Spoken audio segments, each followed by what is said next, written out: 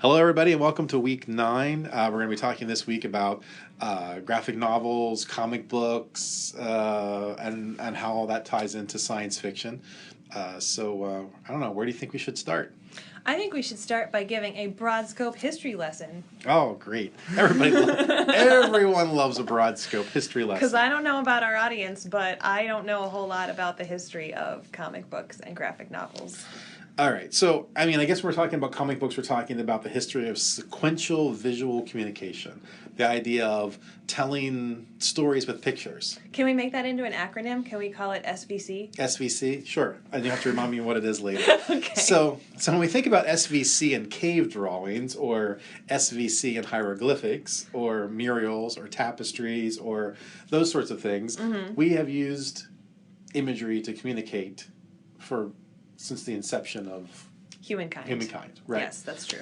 Everything we do is a form of symbol and communication. We're not going to get into one of my fields of semiotics in this class, but that is very much at the heart of a lot of my analysis interpretation of things. So, you get into the way in which we have certain letters that represent sounds we make, and then we put those letters in a particular order, and we visually see those symbols. We know that without even making the sound, that it means whatever that is. And that varies from culture to culture depending on language. Right, or from an American studies perspective, the bald eagle. Okay. It's a symbol of a lot of really abstract things, but it's actually only just an eagle. That's right. So it points to other things when we see it, and reminds us of things. Right. Yeah. And that's where signs, point to what the meaning is of things. So when we communicate, we would think that we think about children's books. We mentioned that in the weekly preview about, you remember reading books as a child. Most of those were picture books, and we start out as kids, we want more pictures and less words, and as we mature, we supposedly want all words and no pictures, and that would, be one of the reasons why comic books at one point, and still to a degree, are considered low art, low literature. Absolutely. My mother, who went to a liberal arts college and is an Americanist as well, when I was visiting her, I was reading a few of these graphic novels, and she was saying, I just can't think of that as like real literature. I just can't. And so it's really interesting to look at this genre within the cultural context, just for the fact that there is this surrounding perception of this is for kids. So why are adults interested in it? And if you're interested in it, does that mean that there's something like wrong with you or regressive about you? Right. But using imagery originally to communicate was not childish. No, it was for everyone. It was for everyone. And even when the printing press comes along and we start getting satirical comics, the idea that a picture is worth 1,000 words. We don't have to say a lot of things. We can just put a picture on there, a single panel picture, and it communicates something to someone else. Right. And if you haven't seen, old satirical comics, you've certainly seen political cartoons in the newspaper or, in a magazine. Right. And that's something that communicates a cultural moment and a whole lot of other things besides what the literal picture is actually communicating. So if you were to talk to someone who feels that way about comics and ask them about illuminated texts, from the Middle Ages. Yes. Right. They would not consider those childish. They would consider those art. Right. Because they were biblical, religious texts that were highly ornate. With symbols and signs and trimmings and pictures of saints and all kinds of things depicted in those. So it just really depends on perspective and genre. Right, and what the culture is using those images and symbols for. Right. What type of communication. Right. So we start with comic strips, which when we have the printing press, we have movable type. We start giving these comic strips that come out, and the funny pages, right? And even the term comic means funny. Right, so you think it's going to be funny. Right. So, and that term has stuck. So even with books that are not anywhere close to being funny, there's this term that they're still referred to as a comic book in some ways, and that comics were originally intended for entertaining children, but that's changed. We've seen that it's a huge industry. It's changed. We now have serialized stories. I think it even changed in the comic strips. You take things like Dick Tracy, or soap opera. There were soap opera strips. I can't think of some of them offhand. Wasn't there like a Prince Valiant or Prince something? Valiant, which was a historical telling of Yeah. the Crusades and Vikings and some other stuff. That was. I think Prince Valiant was more of the medieval, kingdom stuff. And I remember as a child looking at the funny pages and wanting to enjoy it, and only really understanding probably 3 or 4 of the comics. I remember specifically like Doonesbury for some reason. I would read it and I'd be like, I don't understand why this is funny. Right. Because I was just too young. Right. It was over my head.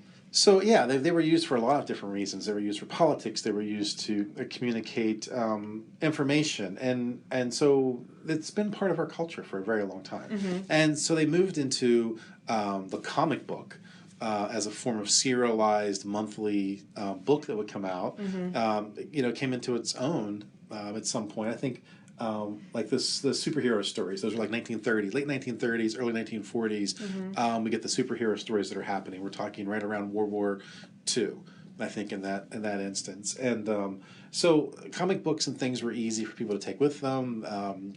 Soldiers had comic books and they read about, Superman and Captain America and how these superheroes were defeating the Nazis. So they were used as a form of propaganda. I mean, look at propaganda on all sides would use comics in such a way to mimic and mock and make fun of, but also to communicate, a particular message that was there. Well, yeah, and oftentimes political messages. But I think one thing that's important to remember is that all of these varied uses of the comic, there's kind of this assumption that they're going to be in the vernacular. That is, they're written in the common language that anybody can understand. Right. There might be some wit or some satire in there that you might have to sit with for a minute to get. Right.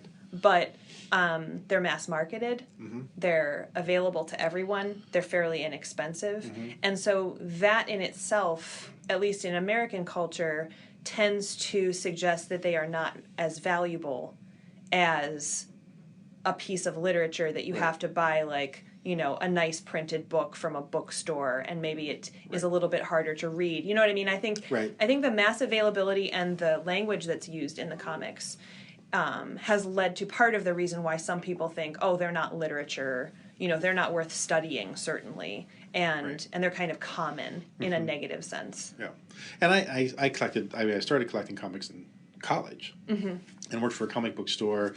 Went to comic book conventions. There were some people who were very, very serious about the comic books. I mean, they would buy acid-free bags to put the comics in with backing boards, and they would keep them in containers and the long boxes of almost comic books. Treating them like cultural artifacts. Cultural artifacts, right? And so you didn't turn the pages, or sometimes there were a lot of purchasers, and they were adults. They would buy 2 copies of everything. One copy would immediately go into the bag with the backing board and go into the box. The other copy was for them to read, because they would hold on to those because they were investments. I mean, comics, I think in the 80s, 90s, there could be a lot of money in that. And to this day, we'll see comic books that are auctioned off at like Christie's and other places that are, sometimes selling for millions of dollars. So they're an interesting art form. They are a very interesting form of literature. They are a cultural product, and they're in a sense a genre unto themselves. I mean, they sit as sort of a subgenre, even under science fiction. So if you are thinking about a world or an alternate world or an alternate Earth where superheroes exist, that's sort of falls under that science fiction. But superhero comics were done in such a way that there was a code to the superhero, and a superhero would uphold and conform to the societal norms that were there. They were never anti or opposed to in any way. They were the hero that would uphold whatever the society had deemed to be the way people should act and good and model in that. And most of the time we also saw that they were very American in a lot of ways. So, Superman was fighting for the United States and the American way. And Captain America, of course, was the American way. And so a lot of these heroes, came about. But that's that. There's an expectation when you read a superhero comic, and we talk about genre a lot in the class and the idea of what a genre is. And one of the things I was reading recently in a Theories and Methods books on critical approaches to comics talks about the superhero genre, or any genre, which is There's the producer of the product, there's the consumer of the product, and that language, that communication between them defines the genre. They know what the expectations are. So they know when they come into it what they're going to find, how things should be, how the world should function. And so that, that takes place. And so in a lot of ways, I think superhero comics have stayed nostalgic longer than some other types of mass-produced consumer media have, because they come out of those interwar years where we have legitimate political threats that make us kind of doubt what it means to be human, because evil is fighting good. And there's a desire for good to win, and there's a clear good guy and a clear bad guy. And everybody knows what good is, and everybody knows what bad is. Right. Even the readers. And the superhero is always on the side of good. There's never any ambiguity about that. And so I think that because during times of political and social turmoil, that kind of black and white scenario is so comforting and so familiar that that's one of the reasons why superhero comics and certain storylines have continued as long as they have. Right. Although, as we're going to talk about, that has changed It has over changed. the past several decades. I mean, if we go back to the 30s and 40s, we have Westerns, which is a genre. And in the Westerns, good guys wore white hats, bad guys wore black hats. It was very clear cut yeah. on the good and bad. And so in war movies or detective books or whatever else, there was a very clearly defined identity for the good and the bad. It wasn't there wasn't a gray to work through. So in the 80s, I would say, maybe 70s into the 80s, we started getting into the anti-hero.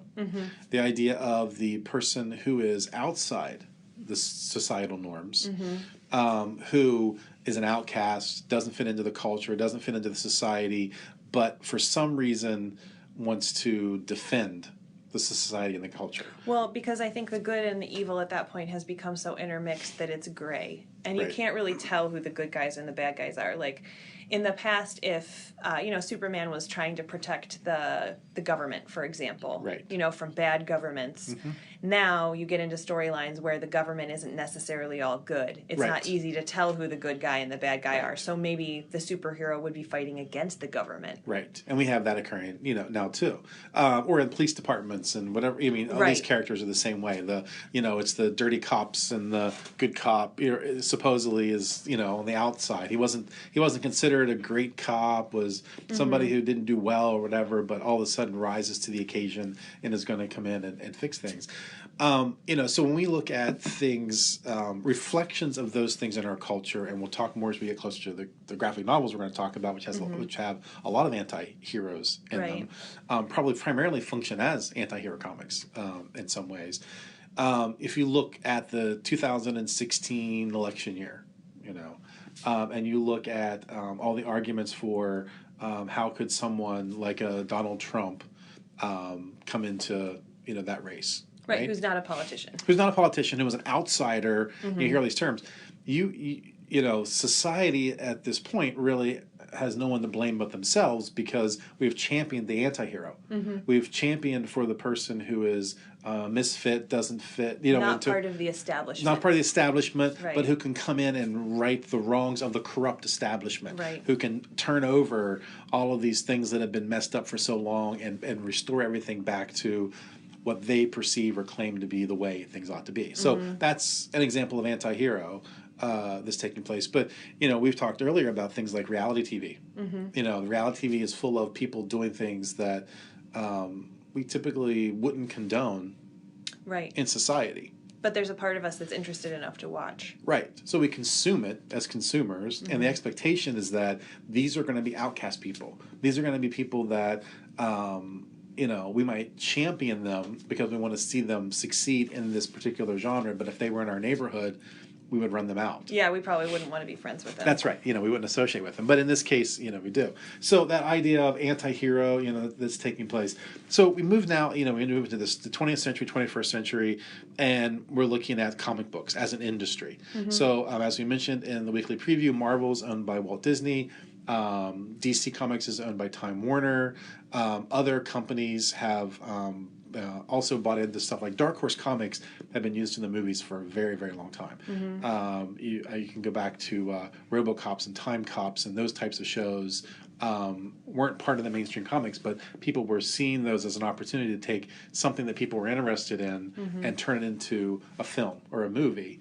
Right, because people want to see anti-heroes now rather than... Right. Well, I mean, I shouldn't say rather than superheroes, because superheroes are very much still in the media culture, but they want more variety. Right. I mean, we've had Batman, Superman, radio, serialized radio, we've comic books, TV shows, off and on, throughout the ages. You can even look at things like Sherlock Holmes and other heroes of that nature, Robin Hood. You know what I mean? They continually come back into our culture and are reinvented and reimagined in a lot of different ways. But one of the things that we see with some of these comic books now moving to film and TV is that you have the already finished storyboard that says action on this panel, action on this panel. I mean, it's an easy transition into a TV show or a film, but that transition goes both ways. We've watched TV shows that were highly popular on for like so many seasons, like Buffy the Vampire Slayer, who then was no longer on the air, but was a comic book series. Firefly, which we've already talked about, was a TV show, but also then went on to be a graphic novel to finish up some of the storylines in the comic books. So, and we'll talk about the difference there too between comic books and graphic novels. We were discussing that earlier. So it's an industry. And it's a media consumption industry where comic books will sometimes come out after while TV shows are on. So NBC has TV shows like Grimm, or a lot when they did Heroes. Again, the comic books were out at the same time. So you can read the comic book and get some more information that you wouldn't get, some insider information, what was going on behind the scenes with these characters, and you can watch the TV show. So you have a choice in your level of media entertainment. Same with TV shows, the Marvel universe on TV as opposed to the Marvel universe in the movies. And it's really interesting because we're going to talk about how comic books and graphic novels have become more popular among a more diverse reading audience. And I don't know if you can tell what is driving what, but it's more fun to consume graphic novels now because, like you said, you might also then have a TV show with the same characters and the same basic plot line so that you can experience that world that has been built up in a variety of different ways. You don't have to just wait for the next TV show to come out. You can finish watching it and then you can go back and read the novel. And so in that way, consumers are, like you mentioned earlier, consumers are participating in that world in a more complex way now than they were able to before. And characters are being reinvented. So there's a lot of reasons to study comic book genre right now. I mean, Grant Morrison, who is a writer for comic books, wrote a book about superheroes being new gods. There are new mythology, there are new gods. We don't talk about Greek and Roman mythology, but now we have these superheroes, and kids grow up with superheroes, and they imitate them. They put on their masks and carry Thor's hammer, and they they pretend to be all these different characters. They pretend to be Star Wars characters and have lightsabers, and they're going to be Jedi or they're going to be stormtroopers, whatever they're going to be. But they begin to mimic these sorts of fictitious, mythical characters that are out there. And so it becomes part of ingrained in our culture. So if we look at it, we can see trends in culture throughout the ages for all the different comics. We can also get a glimpse and ask the question, why are we drawn to certain things? Like we talked a little bit earlier about the antisocial, anti-hero sort of thing. Yeah, so I'll just speak plainly. I don't like zombies, and Jim and I were talking about this before. Intellectually, I'm trying to figure out why people are attracted to zombie stories, because I am not. And one thing that a student of mine has researched in the past is this idea that people who are psychopaths, who tend to be not necessarily adherent to moral norms. They aren't emotionally attached to the way that other people react to them in the way that most people are. And so they can, from the outside, look like they're living a carefree life, because they're not having to subscribe to the moral norms. And her argument was that was why, we tend to be really interested in, like, psychopathic serial killers, for example. And so that's where I was trying to figure out, like, okay, are people attracted to the zombie situation because if there was a virus that turned people into zombies, it's just one of many scenarios that would create such disruption in society that we would have to question all kinds of things, and that's like an interesting story premise? Right. Or is there something inherent to the zombie that we are attracted to? Like, they don't have moral norms, they can do whatever they want, they don't have to worry about any repercussions, just, getting killed. Right. So that's an interesting aspect that comes up a lot in the graphic novels, too, is the idea of what do some of the characters represent that might be ways of interacting in the world that we fantasize about, but we wouldn't necessarily want to see happen in our daily lives. Right. And we could do a whole week on science fiction and zombies. Sure. Because because zombies aren't just rotting corpses walking around, and sometimes there are the mindless. The is it a metaphorical, sort of representation of who we are? Is it a literal is it a literal fear that there's going to be a zombie apocalypse because of some viral sort of thing that's going to take place?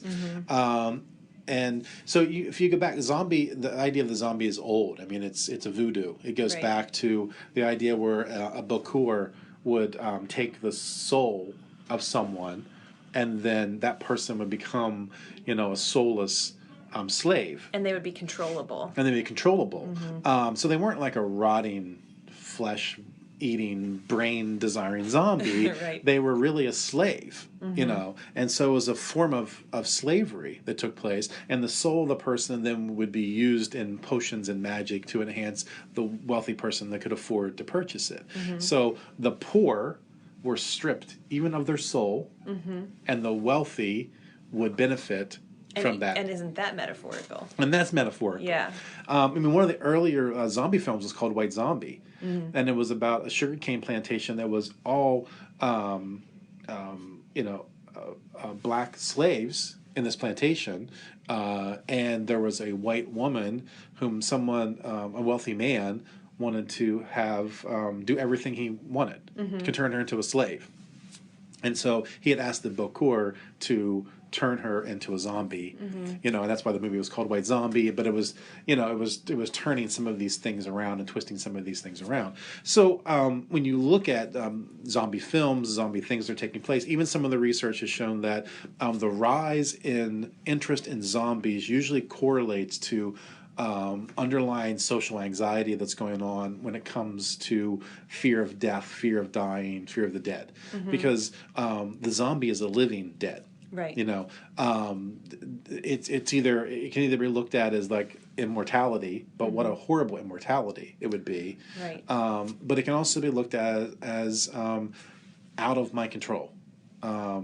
Being enslaved to something, be it a government, be it another organization, and all they're going to do is just, take advantage of me until there's nothing left. Yeah, and maybe it could go back to that fear of death because, we're already confused enough about, like, the threshold between life and death and, like, what actually happens. And then to have a being come back just kind of raises those anxieties about, like, oh my gosh, like, what is actually going to happen to me when I die? Yeah, I mean, Frankenstein's a zombie. I mean, Mary Shelley's Frankenstein is one of the first science fiction stories by a female author, but in reality, it's a zombie story because it's dead cadaver parts put back together and shocked back into life that creates a monster. Right. So Frankenstein's monster, whom we don't even think we get a name, but, is this mindless, raging destruction machine, who's composed of reanimated dead people in some ways. There is that premise that's been part of our culture for a very long time of death and dying and being out of control and people, societal issues that are taking place. Right. So it mirrors that. So graphic novels and comic books, when you think about them from this perspective, when they're dealing with these types of stories, you've now added a level of intellect to it that makes them far deeper and far more interesting than just base entertainment. Right. It's not just like violent entertainment. And that's something that we're going to mention, the 4 graphic novels that you had the choice of reading in week 9. they all have, either in the past or during the action of the story, some type of event which disrupts society. Right. And so, one of them involves zombies, but they all have different storylines that then have to deal with that disruption. And that definitely reflects cultural and social anxiety in the 21st century. Right. So if you think about all four of those, you think about why The Last Man, you think about The Walking Dead, you think about Descender, and the fourth one is... oh, sorry, guys. I lost it. No, I've got it. It's the one where they wake up on the spaceship and nobody knows who Black they Matter. are. Dark Matter. Sorry. See, that's what happens when we don't have notes. We just talk, right? I know. Plus, I'm not thinking while I'm reading the whole thing like Dark Matter. Yeah. So Dark Matter, which was also a sci-fi show, and was renewed for a second season. Which isn't bad. It's very good. Is where a group of people have lost all their memories. They've lost their past. They've lost who they are. And not only that, they have no idea why. And then they're completely clueless. And here they are stuck together in something, and they have to move forward as a group because they have to bond together under this particular circumstance. Right. So there's a little bit of that element of out of control. Someone took something from me. I've been stripped. Something's been stripped away from me. My identity has changed. Right. So I'm no longer who I was, but who am I now? And then there's also the question in the comics, and then especially in the show of it really gets into, am I who I think I am? Oh, yeah. I mean, am I under control of someone else? You don't get that fully from the graphic novel. The graphic novel, interestingly enough, with Dark Matter, Michael Straczynski, who wrote it, had originally done sci-fi shows like Babylon 5, and he had pitched this as a show, and it got turned down. So instead, he wrote the graphic novel and worked with someone else to do the illustration, and then when that launched, it became successful, and then somebody... then pitched it for a show, and it got picked up. So it can go either direction with that. So it was a great way of looking at creative talent. How can I produce this, in a format that would be accessible to other people? And obviously the story resonated because then the show was made. That story I find really interesting because, they, at some point during the action of that first episode, if you want to call it that, they find out that they are not who they expected they would be. Right. You get to see somebody who, is familiar with the world, is familiar with, how a spaceship works, but they don't remember who they are. And so many of them just assume that they are the good guys. And you find out that that's not necessarily the case. Right. So that brings up great questions of, if we're stripped of our normal circumstances, who would we really be? Would we just assume that we're the good guys no matter what we're doing? And then function as the good guy. Right, right. If you had somebody that everybody would agree is a bad guy or girl, right? And you took them out of their normal circumstances, maybe erased their short-term memory, would they be good? Right. And it's just a really interesting question. And that gets brought up in The Walking Dead a little bit too, because again, this cataclysmic event happens. Suddenly these people aren't living in their homes, they're living, camping out essentially rustically because they're trying to stay away from the zombies. And so the same thing is questioned, like, who am I now if my life and all of the infrastructure on which I depended is essentially gone now? Right. Yeah, I get to, in some cases, people get to reinvent themselves and become something more and better than what they were. Right. In other cases, somebody who was someone because of culture and society. They were someone in a particular class, in a particular position, and their possessions and who they were defined them. When that's gone, they're nobody. And nothing. That's really shocking. And so that's happening. And with The Walking Dead, as it progresses, and in the TV show or in the graphic novel, either one, I read the comic book. And watch the TV show and watch the spin-off show Fear the Walking Dead. There's all that whole world creation that's going on. We've talked about world creation before. But the zombies become a plot device eventually in the whole thing. And the enemy is not the zombies, it's each other. It's our own pride, it's our own personal, when we've stripped things down and we don't have anything anymore, what kind of human beings are we going to be? Are we going to become a civilization again? Or are we going to revert to an uncivilized culture? And what is it going to take for us to become civilized again? So it's this, interesting, I would refer to it as a dystopia. Yeah, for sure. And as we've talked about before, one person's utopia could be another person's dystopia. Yeah, and I'm not sure an example of that is one time at a panel discussion that I developed and was part of, where I was talking about diversity in comic books, and I was talking about from Blackface to Black Panther, and the idea of how we recreate characters who were white in the comic books, and now with movies coming out, they either change gender, change ethnicity, change sexuality, all these different changes take place to create a more diverse sort of world. And and I was done. We were talking about The Walking Dead. I was after the panel. I was talking to someone and was talking about how The Walking Dead is a dystopia. And this guy was there and said, "No, I think it's a utopia." And he said, "I think it's a utopia because it's finally stripped away all the things that have gotten in the way of us having interaction with each other as human beings. That when we were fully stripped down to where we have nothing left but to band together and survive, and our only concerns are, Maslow's hierarchy, right. eating, sleeping, reproducing, those sorts of things. It's no longer about the stock market. It's no longer about what's on TV. It's no longer about who's playing in what sporting event. It's down to bare bones survival. For him, that was a utopia. And that is fascinating, and I think that probably a lot of people would agree with him. That's probably one of the things that they find appealing about it. But one of the things that stood out to me in that, and also in Why the Last Man, is the gender themes that came out. When you take away societal structure and norms and infrastructure, and you just have those interactions, it was fascinating to me to see how gender stereotypes just immediately surfaced, which maybe those characters had noticed before and maybe they hadn't. But Right. in that new circumstance, they comment in The Walking Dead, one of the characters, that, well, why are all the women doing the laundry? Why are all the men out hunting? If the world is going to be different, then we should make it different. And in Why the Last Man, the main character, Yorick, has all of these stereotypes about women that come out when he's the last man on Earth. Right. So, just reading the first section of that, it makes me wonder, in both of those storylines, how the way that they deal with gender changes now that it's exposed and Right. society has changed. When you have that creative freedom to decide, well, did the way that we interacted before make sense?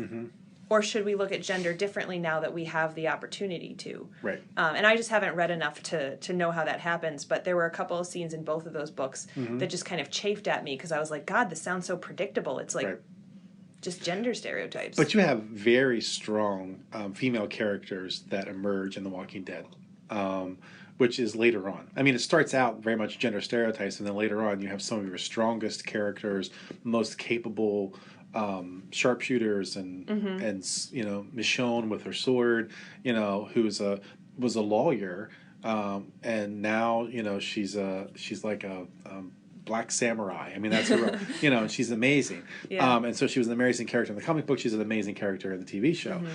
So you have these strong role models, female role models that are there. And I think in Why the Last Man, it's very interesting, because you're down to, poor Yorick, we knew him well, here is the last man, supposedly. Well, and he's kind of a goofy, just graduated from college kid. Yeah, with a pet monkey, who's also male, by the way, which, later on in the graphic novels it gets more into that. And that is supposedly already optioned for a TV show, so maybe we'll see that in the future. But you have this, where, he becomes the oddity, he becomes the minority, he becomes, and there's a group of women who want to wipe out all men. Yeah, and they call them the Amazons. Yes, he's the last one. Historical reference. Cut off their left breast, I think, in the same way, left breast, the same way, so that they're better at shooting bows, which is what that was supposedly for. But you have some people who are trying to help him so that they can save the race, and you have others who want to destroy him. So, but I think there's a lot of really great scenarios, and I'm not sure if it gets into volume 1 or not of Why the Last Man, when they run into the town that has the women who are from the prison. Was that no, that's not in the first That's one. in later in the graphic. That's a couple of volumes later. Fascinating scenario, which gives it a whole town that's running, works beautifully, solar power, everything's taking place, and there's a secret, and you're trying to figure, and you have clues as the reader what the secret is, but Yorick and the others don't have a clue what the secret is. And here, these were all women who were in the local women's prison, who, when it shut down, they were able to, they left. They don't want the government. There's the government is always in the background of, it's going to come in and take back over the world. Yeah. That's in Why the Last Man. The government is definitely a specter in the background. In the background. Yeah. And so the government is forming, a female government. Interesting scenarios in Why the Last Man with the politicians' wives. Yes. As opposed to Yorick's mom, who is the president now, and they're the people that are around her. Only thing they want are their husbands back, so that their life can return to what it was before. Right. She says, no, we have an opportunity to, take charge here and lead this country and do the things we ought to be. And you've been exposed to government more than anyone else, and you understand the underlying workings of government. You're valuable as someone who can contribute to government, not to be someone's wife. I mean, that's, very much a... Not that there's anything wrong with being someone's wife, no. But in that story, being someone's wife, at least being a man's wife, I should say, that's a moot point. Because it's not an option. Right. So that's a huge shift in identity for a lot of people. Now, I'm going to talk about Descender just for a little bit, and then, but one of the things to think about, I think, in the difference between a comic book and a graphic novel, is the idea that graphic novels really start out as novels. They start out as a big paperback graphic novel. What we refer to as graphic novels a lot of times now are collections of serialized comic books. So in all of these cases, with Y, with Descender, with Dark Matter, I would say it was very a short run graphic novel, and it gets to do a standalone as a graphic novel. And you've heard us mention erroneously about the Watchmen graphic novel over and over again, because that was one of the ones we read in all the semesters before, but it was just really much larger than these others. But that was also serialized, which meant that it came out gradually and you got to read it piece by piece by piece. That does something for you. When you sit down and read something in one sitting, that can in some way shape your understanding of the story, right? As opposed to having time between each piece of the story to kind of digest and contemplate and think about things, and people talk about that now too with binge watching 6 seasons of a show on Netflix. Right. How are you consuming that story and relating to that story differently by binge watching it than if you had watched it once a week over a series of years? Right, and talked about it in between with people and had conversations around it, as opposed to binge watching, waiting for everybody else to binge watch and then have a conversation around it. How does that change the experience? It's more exclusivity that's taking place with something like that. So Descender. One of the things, I don't mention this, we haven't mentioned this before, but the artwork. Artwork varies. You have the writer and you have the artists in the stories. And I think that they work really well together. I've had times when I've had really well-written stories and I could care less what the art was. I mean, it really didn't make a difference to me. I don't really pay a whole lot of attention to the Walking Dead art. It's black and white. It's there. It's a visual representation of things. I'm not really using my brain to visualize the imagery as I'm reading through the story. And it does sometimes communicate. The visuals communicate something, but it's really the writing for me and what's going to happen to these characters. And you start caring about these characters. And then sometimes the artwork can be off and it's distracting. Yeah. And it's poor and it's not very good. I mean, Why the Last Man is very typical graphic novel, comic book art. It's done in such a way. The style is very much the norm of what you would expect. The Walking Dead is very much what you would expect from a black and white sort of graphic novel. Dark Matter. I think Dark Matter's art is okay. I don't think it's very good. I think that it's the story in that case that carries it more so than anything. You don't really pay attention to the art. But Descender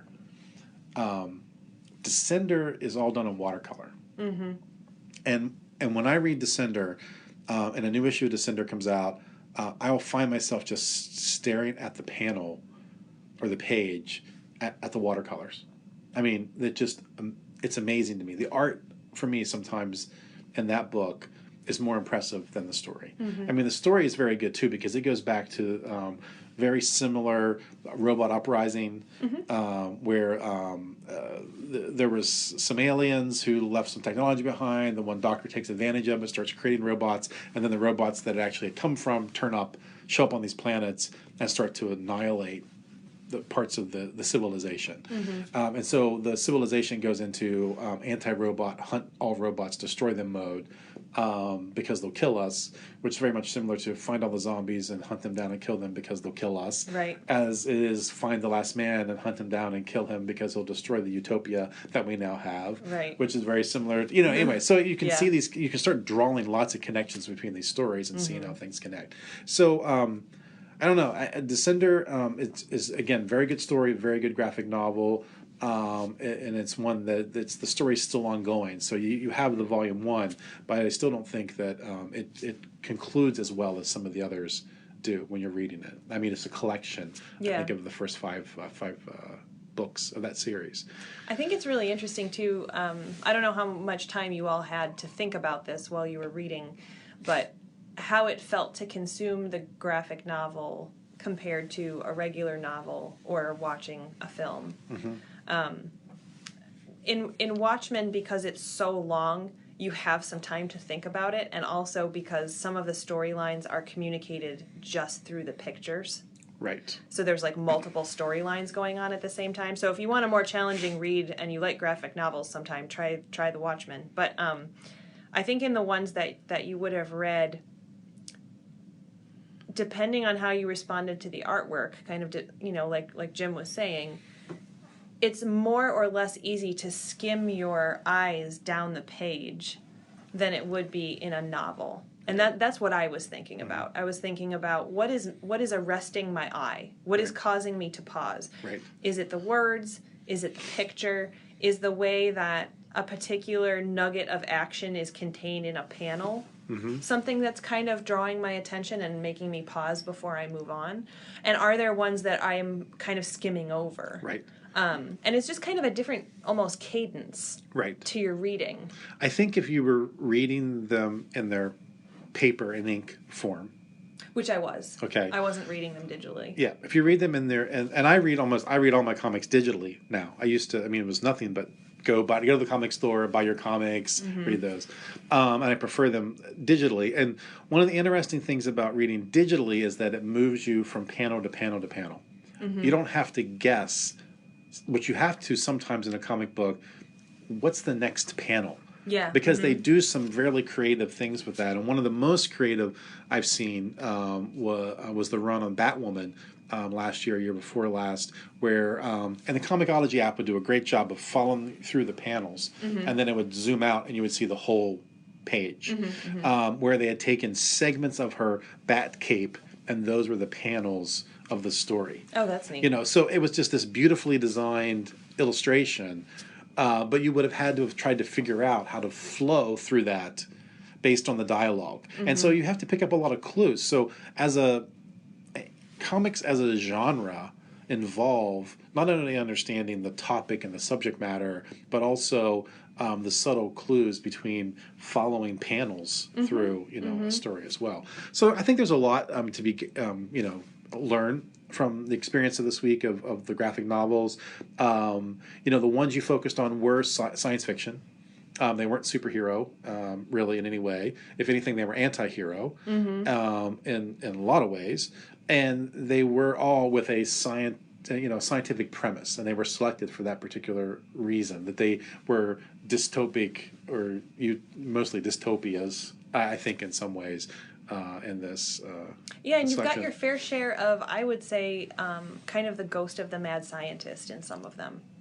And I haven't read enough in all of them to see if an actual mad scientist shows up, but for example, in Why the Last Man, the first thing that Yorick and the U.S. government tries to do is find a scientist that can help explain what happened. Right. And you don't know if she's a good scientist or a bad scientist. You know what I mean? Right. So you're kind of going back to the trope of like good guys and bad guys, but again, science is complicating the picture, and you don't know exactly what's going to come up which way. Right. It's still gray. So I guess I would close with saying that graphic novels and comic books are literature because someone is writing a story and telling a story. And they're creating a world. And they're creating a world, and they're telling a story, and they're doing it in such a way that creates the visual imagery for you, whereas opposed to if you were reading just text, you have to create the visual imagery yourself. Right, and something that you can reflect on this week is whether you liked that or not, or whether you felt like it was kind of imposing images on you. Right. And something else you can think about too as we our writing in our journals and whatnot is whichever article that you read about like gender or oh yeah, sexuality, race, commentary showing up in graphic novels. Right. Feel free to bring that into the conversation too if something in those articles resonated with you as well. Right, and those were offered as sort of just a smattering of, and bring those up in our discussion, here on the podcast too. But I think that's all the time we have. I could go on talking about comics and graphic novels forever, but you all have things to do as well. So yes. So thank you for another great week, and we look forward to discussing this further with you in the discussion forum. We'll see you online.